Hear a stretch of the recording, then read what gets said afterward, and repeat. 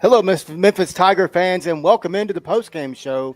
Memphis slays the Dragon today in Birmingham for another big win. I got John Sturdivant in the house with me. You are inside the Tigers Den right here on the Four Star Sports Radio Network. We thank you, everybody watching and listening. I just noticed we got a little comment from Snowman Multimedia.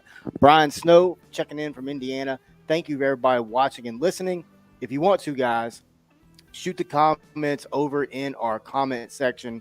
We would love to talk Tigers with y'all. So, John, welcome to the show, man. Tigers got a big win today. Let's just start with the win, okay? Tigers are now 5-2. John, this is the best record we've seen this Memphis team have under Ryan Silverfield. Talk a little bit about your initial thoughts from today's win.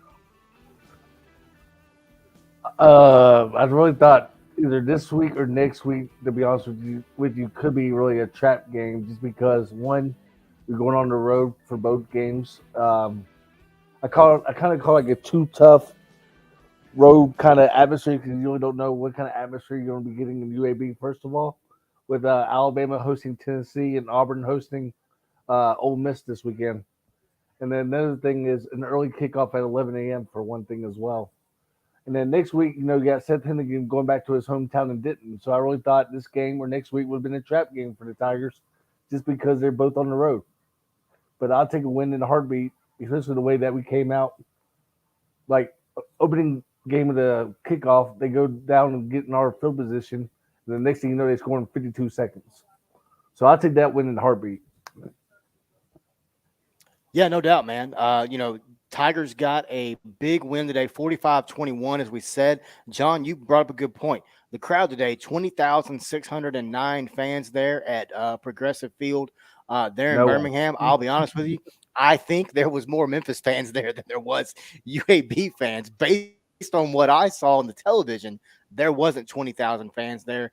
I haven't spoken with anybody that I know that was there. I know a few people. We know a few people that were there today at the game. John, Tigers start out, get down 8-0 real quick. That first drive, UAB just ran through the defense like hot knife through butter. But when you look at Memphis, Seth Hennigan today, 19 of 28 for 159 yards. Not the biggest yardage of the season, right? But 2 touchdowns, no interceptions. Really managed the game well, ran the ball well as well. But John, when you look at it, let's just go ahead and let me just ask the first question, John. Another big win on the road. We got a win earlier in the season at Arkansas State. Got a win in a neutral site game, quote unquote, or got a loss in that game to Missouri. But now you go back on the road, and then you're going to have to go, as you mentioned, go back on the road next week. Has Memphis figured out how to win on the road? Silverfield's now won his fourth game ever on the road. Still got to improve with the record point of view, of course, with the winning on the road. But like I talked about with you after we did Boise State by text message, in a way, I'm like, to lose to Missouri by 7 points when they were getting top 25 votes the week of the Memphis game, playing in a neutral site like commission, losing to Missouri by 7. I'd rather say, oh, this is a Missouri team that's down. I don't think they're down at all, to be honest with you. First of all, because this is probably the best Missouri team that he's had as a head coach in like so many years as well. But I'll take, as a grade level, maybe for our road schedule. Not grades yet. We're not grading yet. That's later in the show. Don't start the grading yet. We can't start it yet. Just a simple question. Based on today's win, when you look at it first half, and they talked to Silverfield coming on TV after the first quarter, and his first words were, "It was terrible." He's right, it was. But when you look at how this team fought through, this is now twice that they've gone on the road and they've finished the team off. They finished Arkansas State, and they definitely finished off UAB today. Yeah, definitely. Like you mentioned, like in years past, the Arkansas State game is always close there. It's always a tough place to play at. And UAB is always a tough place to play at, whether it's Legion Field or their new stadium. But either way, I'm proud of the effort that we have on the road so far. I really am. And I hope they figured out a way to. We'll find out next week for sure. In the next couple of games against Charlotte and Temple. Like, we've always struggled at Temple, for example, too. So to answer your question, I might not be able to answer that till the end of the season. Does that Yeah, make yeah. I mean, and it's something that I want to keep revisiting as the season matures. But next up, John, we talk about the win, right? So, how mhm. big was today's win? In my opinion, it's a huge win. You're now 5-2. You're one game away from being bowl eligible. I understand people are like, "Oh, that means nothing nowadays." Bull crap. Yes, it does. Look at 20 years ago, John. Back in 2003, we haven't been to a bowl game in 30 years. Now we're on pace to go to our 10th consecutive. When you look at the win, it's a big win. 5-2 on the season looks a lot better than 4-3, as we all know. Um, and I think it's a win where Silfield can kind of just go, he can just Yeah. kind of breathe, he can relax a little bit and get ready for a North Texas team. But John, how big was this win today on the road against what I think was a pretty stingy little UAB team? I mean, you just nailed it. I thought UAB maybe at times is better than a 2-5 record. Uh, they played competitive with UTSA last week for the first half, and then just like this week, the second half hurt them last week and this week. And I really think also that this win is huge, just for the not only for the program but for the guys, just because the way the hangover from the Tulane game after losing that 11-point lead going into this week, and I think maybe that's maybe where we kind of started out slow as well because they couldn't not get over that Tulane loss maybe because they know this year that Tulane went to the Cotton Bowl last year and beat Southern Cal, but this year's Tulane's offense is not, to me, is not better than last year's Tulane offense. If that makes sense. I think this is the year that Memphis could have beat Tulane. Yeah, I think that it was shaping up to be that way. But when you look at it, I mean, like you just said, John. I mean, UAB stingy, and we talked to David Crane, voice of the UAB Blazers, on Mm-hmm. Tuesday night coming into this game, and he said, "Look, defensively, we're not good." I mean, he made no bones about it, no pun intended, but he made no bones about it. They're not good defensively, and I don't think they played bad today necessarily. I mean, they gave up 159 yards through the air to Seth Mm-hmm. Hennigan, 159 yards through the ground, or I'm sorry, through the air. 193 yards on the ground. So let's talk about that real quick, John. The Yeah. rushing attack is something that, at the beginning of the year, we saw it. It looked really good against Bethune Cookman, Arkansas State, and others. Then it kind of dipped off. But then today, we saw the resurgence again. Blake Watson, 21 carries. I believe that is his season high for carries for him. 125 yards. Brandon Thomas, young man that we enjoy watching a lot, 5 carries, 17 yards. We did see Sutton Smith a little bit, 4 carries, 21 yards today. No Javon Duggar. But when you look at this team from a rushing perspective, I think the offensive line played a little bit better today than they have in weeks past. Seth had a Mm-hmm. little more time to throw the ball, but as far as opening up lanes for this rushing attack, the offensive line did an incredible job today doing that. Heck yeah, they did. I think also, like you mentioned, it kind of helps when you got a tight end also blocking for your running backs too, because when you see the formation that we were in games past, like the Missouri game, the tight ends weren't really blocking at all, at times as well. But when you got two tight ends like we used in the second half at times, one on each side, I believe, that kind of made the difference of blocking, in my opinion, as well for our offensive line to get some holes for our offensive line as well, or our running backs. Like you mentioned, I forgot the number 0 for Memphis, but forgive me, the transfer from Toledo, I think. Demir Blankumsey. Yeah, I can't say the last name, and I apologize, Memphis fans. But Dude. long story, It's not easy. but long story short, you don't see him catching the ball, but you saw him get a rush for positive yards. So that Yeah, was good as well. So I just want to bring that up as well. I tell you, two guys. You talking about tight ends? Anthony Hmm. Lampier today, 2 catches, 25 yards, touchdown. Also, Brennan Dool, 1 catch, 7 yards. First touchdown as a Tiger today for Hmm. Brendan. But when you look at it, John, on the receiving side of things, Kobe Drake had 6 catches, 51 yards.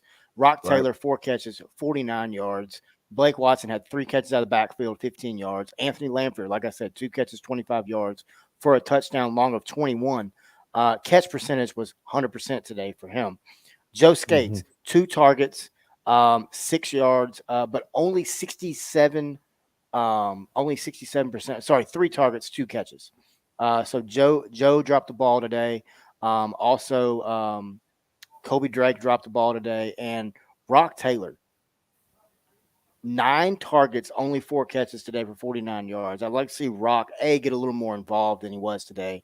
But I also understand if you're dropping the ball, which obviously those stats tell me that he was. He had 9 targets, he only caught 4, or something happened. But I'd like to see him be a little more efficient in this offense. But you brought up a great point talking about the tight ends. Getting these tight ends involved in this offense is something we haven't seen this year. Um, and it's something that I think hopefully moving forward from today as we mature through this season, we can see them become more involved because it was quite evident to me that Anthony Lampier and Brendan Doyle both are going to can be weapons in this offense when we need them. But first and foremost, they're incredible blocking tight ends. Everybody talks about how much Memphis really misses Caden Priestcorn, who's now at Ole Miss. Go look at his stats. Tell me how much Memphis really misses him. But, speaking of guys coming in, let's talk about defense, John. This defense stepped up today, man. 7 tackles for loss today, 74 Mm-hmm. total tackles, 34 of those were solo tackles, 1 sack today. Um, you had sacked by Tremonte Hamilton, kid from Ohio State. Also, Jalen Allen got a half a sack with That Barton guy. Jar Anderson as well. But if you look at it, John, interceptions. Let's go talk about this, man. 3 interceptions today, John. Speaking of guys that have come over, no offense, but thank you, University of Arkansas, for Simeon Blair. We appreciate it. That Hey, they young could use man him today. has been incredible. Uh, Dude, yeah, I could have used him today. You ain't kidding. But Simeon Blair, man. So big time play today. He gets the what was it, 41-yard interception return down to the 4 or down to the 8, I guess is what it was. And then Blake Watson ran the 8-yard touchdown in. That play was key. But when you look at the other 2 turnovers, the other 2 interceptions, as well as the fumble recovery, this defense, John, there's some Tiger fans out there that were questioning, starting to question.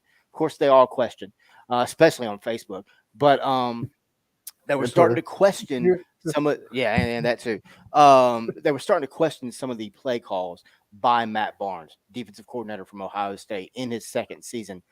I think this defense came out second half and played tremendous. But John, how big could this win have been had Memphis just put it all together for 4 quarters? We still, for 4 years now, have not seen a Memphis team put 4 quarters together. Can they do that? Is that possible for this team? We can do a half. We've seen that. Can they put 2 more with it? Hopefully it's next week. But Yeah, I mean, that's real quick, you forgot about Taylor for one thing. Taylor also got overthrown a couple of times, he did. toward the deep ball. So that's He one did. reason that he did not have the catches.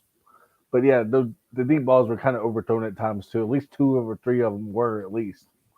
But yeah, like you said, when is this defense going to put 4 halves together of football? Is it next week in Denton, Texas, when they play North Texas, when Seth comes back to his hometown? But like you mentioned, 7 tackles for loss. I'll definitely take that in a heartbeat. You know, you brought up a good point on your show this week with the play-by-play guy with the UAB Blazers. UAB has basically struggled David on, Crane, yeah. yeah, David.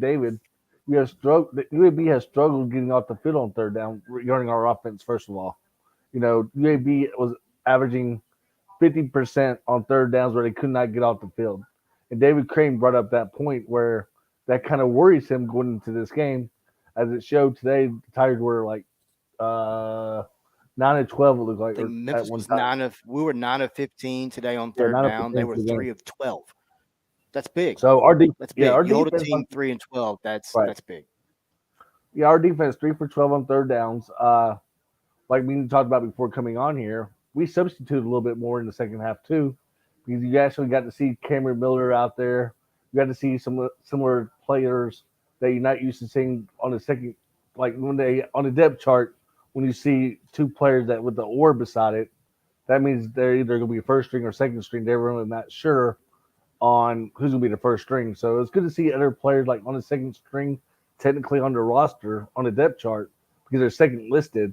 So it's good to see our substituting a little bit more in the second half, like as well. And I think that was really the key in the second half for the Tigers. They were substituting a little bit more on defense as well.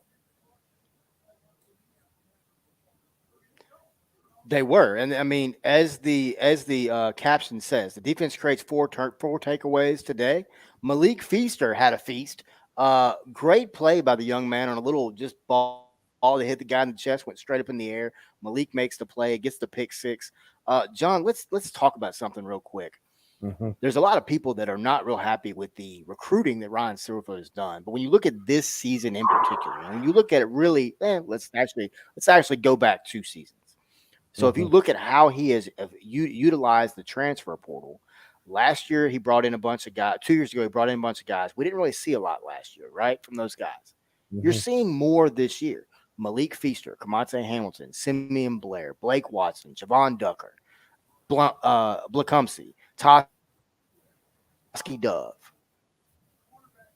I can keep Chandler Martin has been one of the most incredible defensive players I've seen at the linebacker position from Memphis. Honestly, since probably Richard Hogan's Coot Terry. A lot of Memphis fans don't even know who the hell Richard Hogan's is. I do. He played the Mm-hmm. team back in the 90s. But, John, this Silverfield the portal players are impacting this team. Can he continue to do? Is Memphis? I guess my question is this: looking at the Okay. defense and looking at what he's done, being able to bring in guys like Simeon Blair, Malik Feaster, and others, Mm-hmm. can Silverfield continue to make Memphis a landing spot for some of these portal players? Absolutely, because you brought up a good point regarding defense. Matt Barnes came from Ohio State. He has one of his former players from Ohio State on that team. Heck, for all the players can still talk to other players from the other teams and say, "Hey, if you're," I'm not saying it's recruiting violation, but you get what I mean. But Right. Yeah. I just think, like you said, he's doing a great job recruiting. He's getting He's getting the top players in the portal. He's also getting 3 star and 2 stars and making them better as they go as well. For example, I'm not saying this is to me personally recruiting. I think he does need to recruit a little bit here local, a little bit better here in the Memphis area at Yeah. times. But that's the only downside I really see with Coach Silverfield and the staff. I think Memphis football like I do. We have one of the best talent in West Tennessee, far by none in the state of Tennessee. There's no, I Yeah. know High you school want talent in to, Memphis is yeah, incredible. I think you want to say these players deserve like a walk-on spot. But to me, like you said, like we have talked about this numerous times, the NIL and the transfer portal is killing everybody completely regarding sports. So I really It think he is, just but I also feel like, John, in a way, it's benefiting Memphis, specifically the portal. I mean, yes, we lose guys like Taj yeah, Washington, Javon Ivory to South Alabama. hmm What's the kid that went to Troy? Whatever his name is, right, the running back. Can't remember what his name is. But when you look at the guys we lose, and you look at the guys we bring in, and generally speaking, they're trending up. It's not like we're declining in our talent. Um, but John, let's go ahead and give some grades out. So we'll start with the offense. Okay. hmm So let's start with the offense, John. Tigers came away with 352 total yards today. You know this as I do. Just telling the fans. Tigers had 193 yards rushing, 43 rushing attempts, 4.5 per carry. hmm John, let's give some grades, buddy. So You want to go first? offensively, what grade do you give the Tigers? Okay, first half, um, like you said, 157 total yards for us. UAB had 352, which uh, we had 81 rushing yards and 76 passing yards in the first half. Overall, I give our offense a let's do a B minus.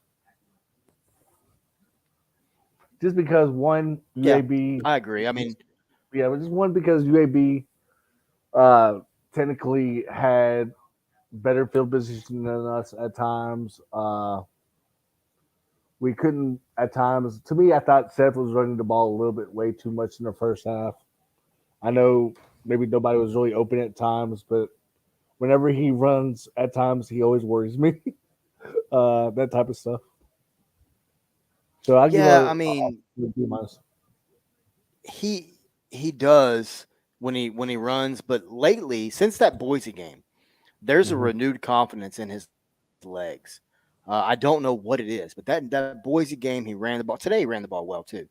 I think offensively for a game, whole game, I would give him a B minus. I even maybe a C plus. I mean, I thought they played well. I don't think Seth had a just world beater game, but when you're running the ball with the effectiveness that Memphis did today, Seth doesn't have to be great. Mm-mm. That's the thing, is that when Memphis's running attack is efficient like it was, Seth can just be Seth. He doesn't have to. All the pressure is not on him when he can turn around and hand the ball off. But yeah, offensively today, I give the Tigers a B minus. I agree. I thought they played. True. I mean, I thought they played pretty well. Second half, I thought they And played then pretty well. and then another thing is John, go ahead. the time of possession also 35 minutes to their 24. But that 9 minute drive to capitalize that victory for the Tigers was the icing on the cake. Just because that's what the Tigers needed to get UAB more fatigue and more tiredness. Because at times, like we talked about, why are we throwing it on 3rd and 1 or 2nd and 1? And then again, we're up by 17 and we're not putting the ball and putting them deep Right. too. Yeah. Yeah. It's crazy. So, all right, John. So let's go defensively. Okay. What do you give the team? Oof. Maybe another B minus, to be honest with you. Just because the hangover effect could infect these players. You got to remember, some of our players are, yeah, they're older, but again, we got some of them that are younger out there playing football as well right now. I'm not blaming the younger excuse, but this game and age is harder for the younger kids to get over a game like Tulane, for example, the 11-point lead and then lose that game as well. But I'll say a B minus just because one, UAB was 3 of 12 on 3rd down. Uh, you basically stopped them right before half on 4th down, where Trent Dilfer should have kicked it, in my opinion. But we could have another black field goal. We'll take it, but also, but I'm kind of We'll talk surprised. about him in a minute. Yeah, but yeah, I'm just gonna say, yeah, I'll give it a B minus just because 3 of 12 on 3rd down, 7 tackles for loss, and we're just substituting a lot better in the second half, and our defense came alive. Yeah. I give him an A minus today. Um, I thought they played tremendous. 4 takeaways. You got 4 takeaways in a football game, man. That's not easy to do. Three interceptions, a turnover. I thought I mean, UAB ran the ball pretty well today, but I mean, they also ran the ball 39 times, averaged 5.3 yards a carry, one rushing touchdown. Like I said, I give him an A minus. I know a lot of fans may not agree with that. That's fine. I don't care. Special Hey, the teams only reason grade, John. like I said, the only reason I'm giving the B minus because they came out flat. That's the only reason. Kind of Oh, I was agree. that. I Yeah, agree. I mean, and there's that A minus is really there's really a slash. I mean, right. it could go one of two ways. Similar with the offensive grade. John, special teams, they didn't screw up, man. I gotta Uh, give them an A plus. hmm. To be honest with you, like I'm anxious to see what Ryan Silver. I know the wind was not even heavy in the second half. It didn't look like it on TV anyway. Because I'm surprised. Like when we were kicking the ball out of bounds, I know me personally, I know that was part of the game plan for the second half to kick it like out of bounds. To give them the ball to 35 and not take a chance with your special teams giving up like we did in the first play of the game, giving up that field position or not. But we'll have to figure that out ourselves, and maybe somebody can ask Ryan Silverfield, that part of the media here local, and see what he answers to that.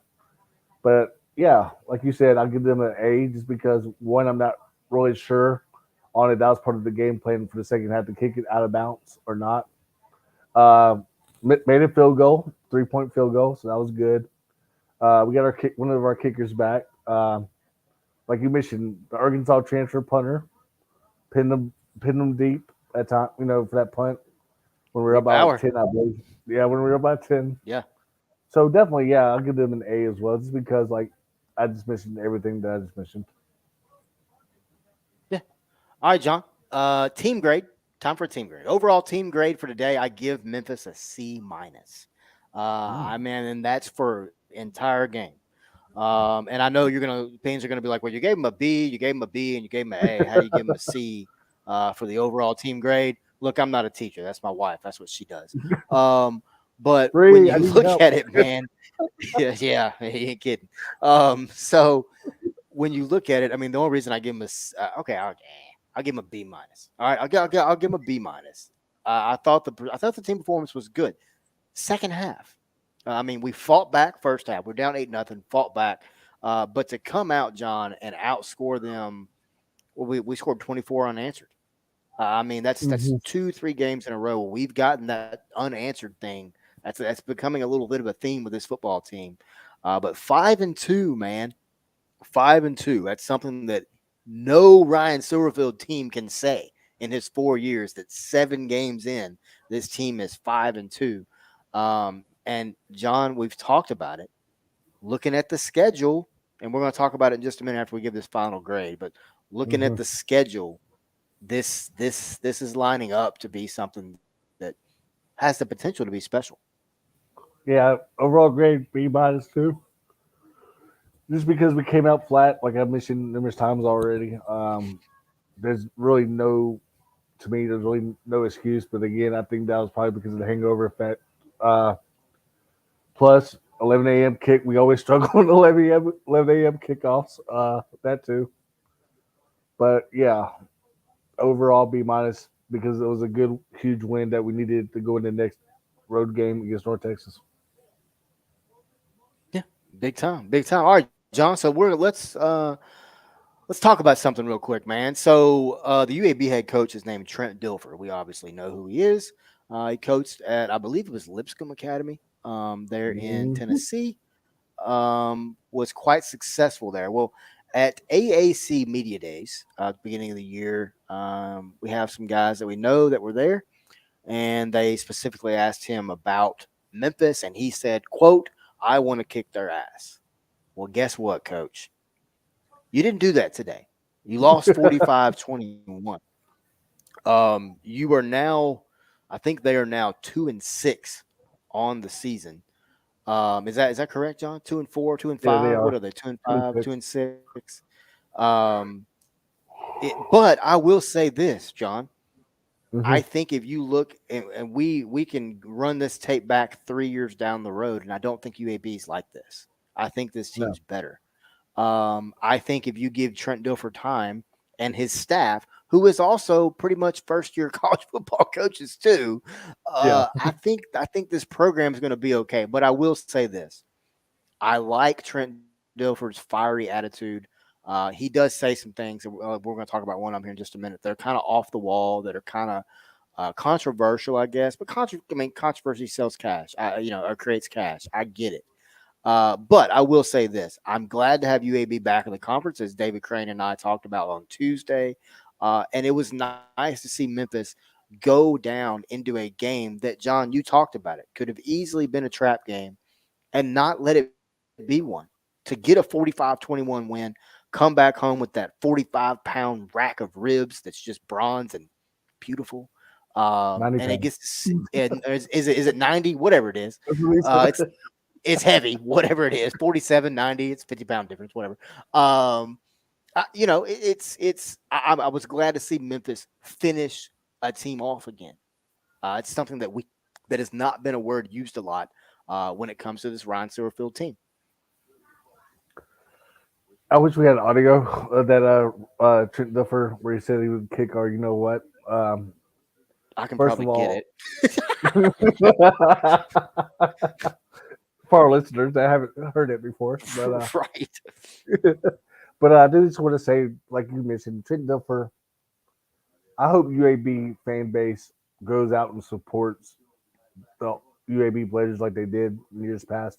In years past they weren't bringing enough fans as it is either. But I'm just talking about like for like a rivalry game or even a huge game non-conference that's going to their stadium per se, or I know me personally, I like Trent Dilfer as a guy too. But when you make those statements that you did this week regarding, first of all, like you said, he brought up he's going to kick Memphis in the media days, and then you go on this week and say, yeah, back in my days, back in Nashville at Lipscomb Academy, and we kicked some teams in the rear end as well back in the high school days.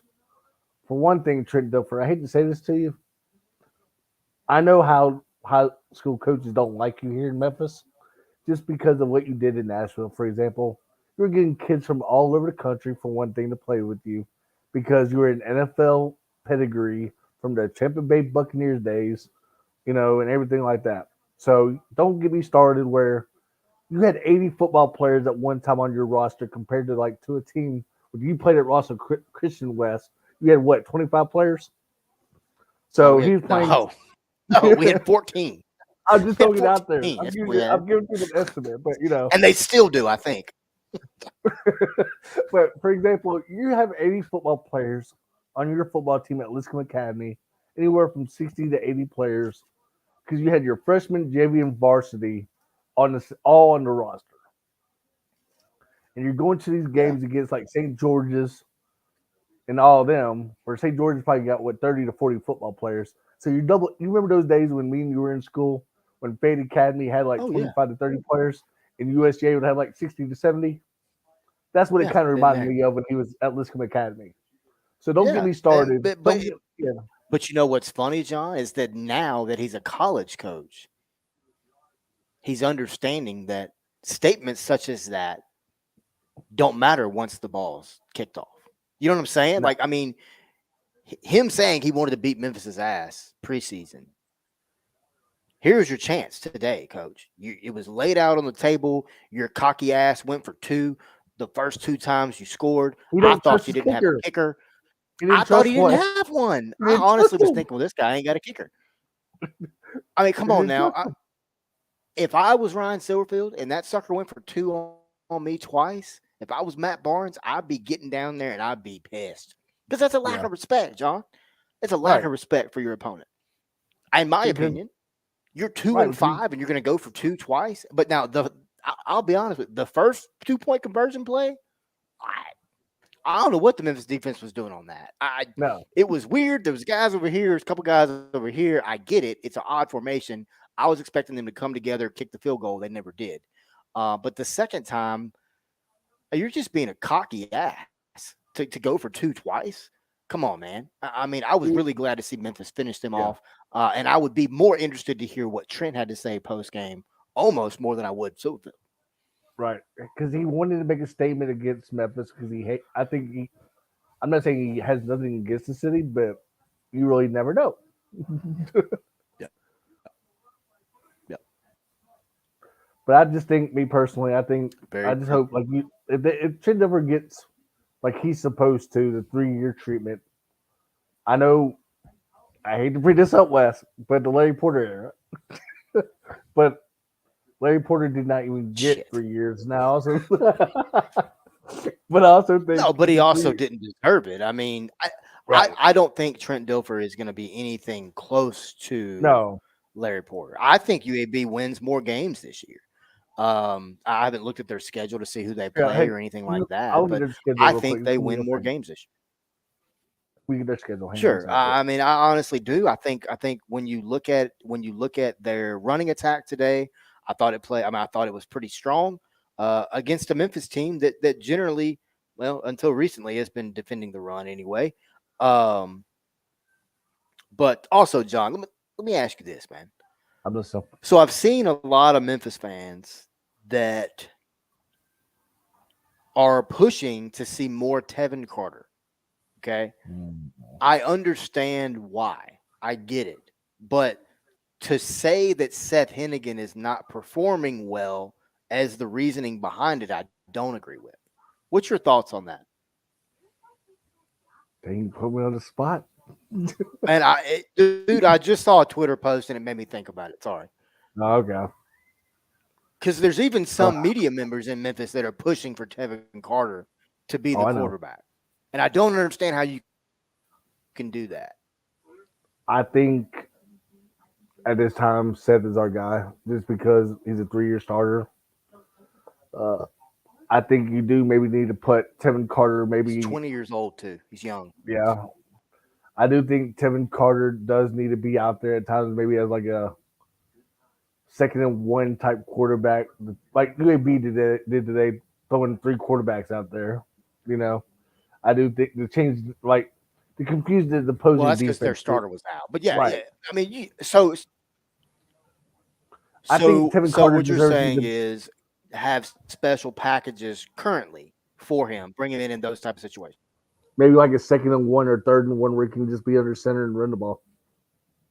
Because like we talked about, I don't want to Yeah. take a chance of Seth running the ball still with his legs and taking some, like, I'm not gonna say he's gonna get hurt, knock on wood, but I just can't rely Right. on a Tevin Carter like right away because it said running too much on his own power and then getting hurt. But I do think we need a package like out there for Yeah. Tevin Carter, not only maybe on some short field, maybe like when we get the ball at the 10-yard line, just put him at the Wildcat, with a different jersey number or something like that. But Yeah. I mean, he already wears 21, so it's kind of a unique number anyway. right, And I actually really actually like that. Um, I just don't understand it, man. I don't understand how you can be someone who covers this team and just be pushing narratives like that. I don't get it. I mean, we don't push narratives here at 4 Star Sports Media. We just give the facts, we give the stats, and then we deep dive those stats. But I think when you look at Seth Hennigan, he's number 3 all time, and he's on pace to shatter Brady White's all time passing yards.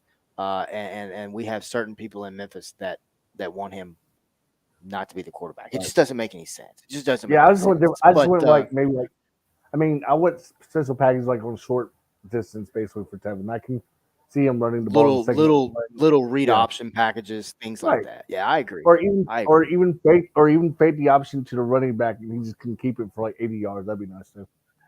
Yeah, I mean, and of course, I mean, we've seen him, 3 or 4 times this season already. And Mhm. honestly, John, I think there's going to be games later in the year that will be up, and you'll see him again.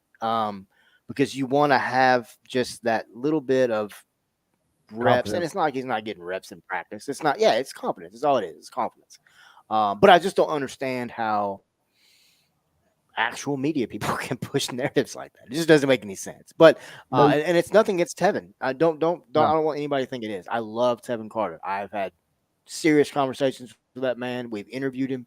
We've talked during the season. This season, he's a great young man. And guess what? He hates bugs. I told him a couple weeks ago, if you want to start a precision pest service after you're done, get after it because that'd be a perfect name for it because you're a quarterback. So he throws with precision. But no, I mean, yeah, Tevin's a good guy. Pure Academy. They're in Memphis. And I mean, he was a pretty prized recruit too. Let's not make any bones about it. And I mean, look, John, I'll be honest with you, and I think you agree. I think he's the future of Memphis football. Hmm. I think when you look at Seth's now a junior. He's got one more year. I think Tevin's going to be the future for sure.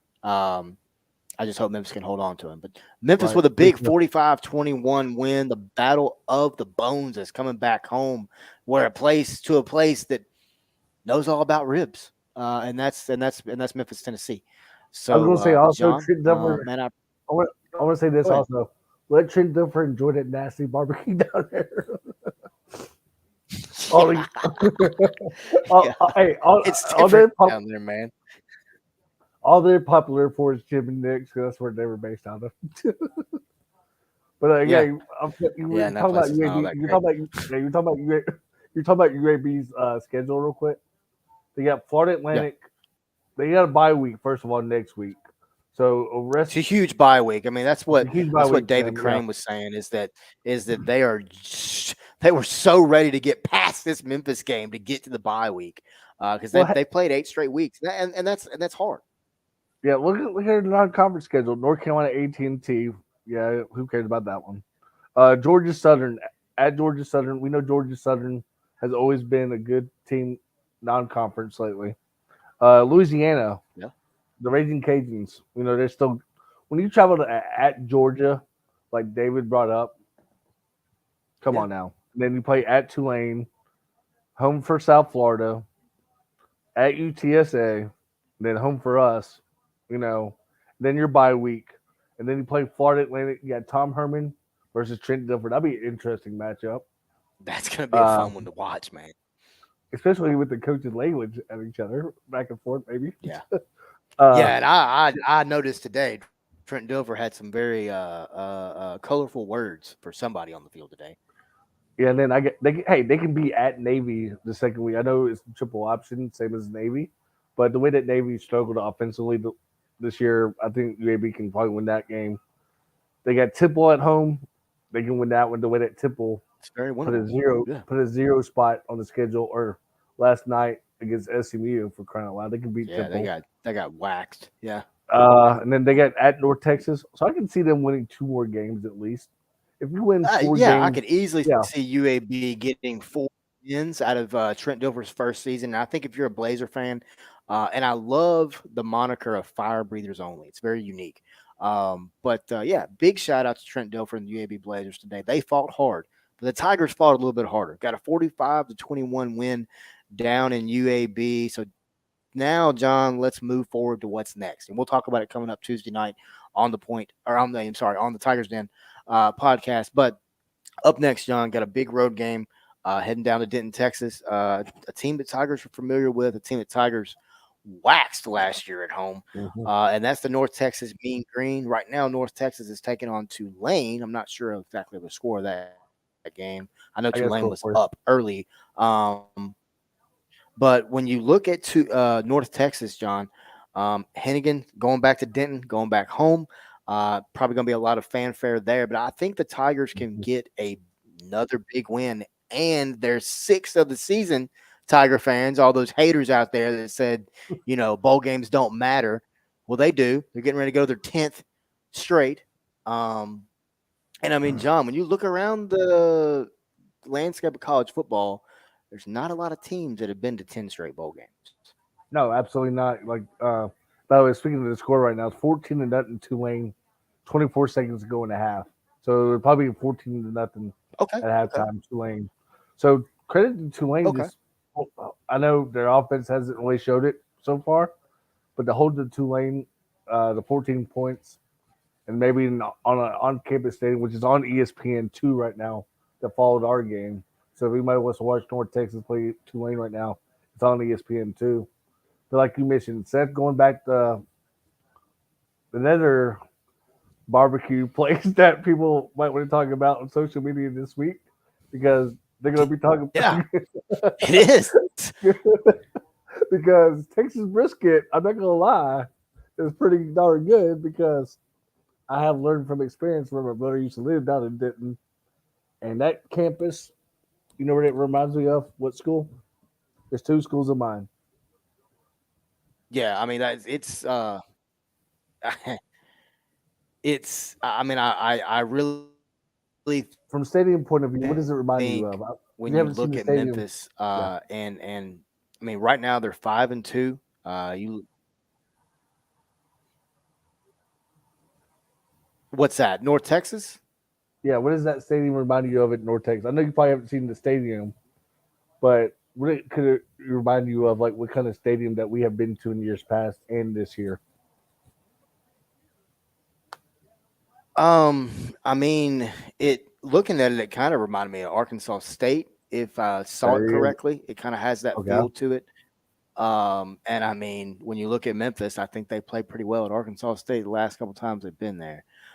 John, real quick, man, do you see Hmm. that picture that's sitting behind us right there? Yeah. What Speaking about? of Arkansas State, that's where that picture came from. I always want to give a shout out to our photographer, real quick, Madison Penke. Madison Pinkey is one of the hardest working photographers in the city of Memphis, man. Madison Pinkey Photography. But she is our photographer here at Four Star Sports Media. That photo is absolutely badass right there, man. But guys, Absolutely. just want to give a quick shout out to her and the incredible job she does. Some of the photos she gets, man, are just primo shots. So shout out to Madison, just real quick. But John, before we wrap this thing up, man, got to thank everybody for watching and listening as always. Thank you for coming on with me as well. Tigers Den, man. That's all we do is talk Tigers. That's all we do is talk Memphis sports. It's football, it's basketball, it's men's softball, or men's baseball, women's softball. We talk everything. It's not just football, not just men's basketball. We talk it all. So, John, big win today, 45-21, an early win. It's almost 4 o'clock, and I'm about to go chill and watch football the rest of the day now. But man, thank you for jumping on with me. Got a big one coming up next week down in Denton. And as a matter of fact, Tuesday night's going to be fun too. I do want to say if anybody is actually going down to Denton for that football game, safe travels and bring back a W if you can as well. And cheer loud because I know the students will be rocking down in Denton from this experience. You know, UNT students do show up to their games. So let's just try to outnumber them and fan support and be loud because I know it's their homecoming. So definitely let's bring back a dub on their homecoming and go Tigers. And yes, that stadium in North Texas does remind me of Arkansas State because it's right off the interstate.